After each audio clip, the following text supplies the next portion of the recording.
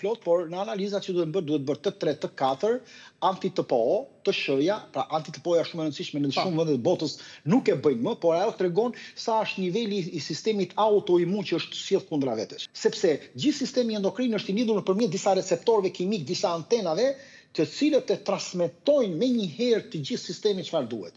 Dhe është gjendra mbiveshkore e cila jep nivelin e radhë të kortizolit ose ul dhe është amortizatori dhe jep alarmin kryesor në trup. Çfarë ndodh në këtë rast? Ushtrit nuk janë në rregull, destabilizohen. Kjo nuk do të thotë që ato kthehen kundër trupit. Ato nuk po marrin komandat dhe po veprojnë me komandat e tyre. Atëherë ne duhet të nisim të bëjmë ekuilibrin e tyre. Dhe dieta më e mirë për të përmirësuar dhe përkrahur këtë është dieta GAPS.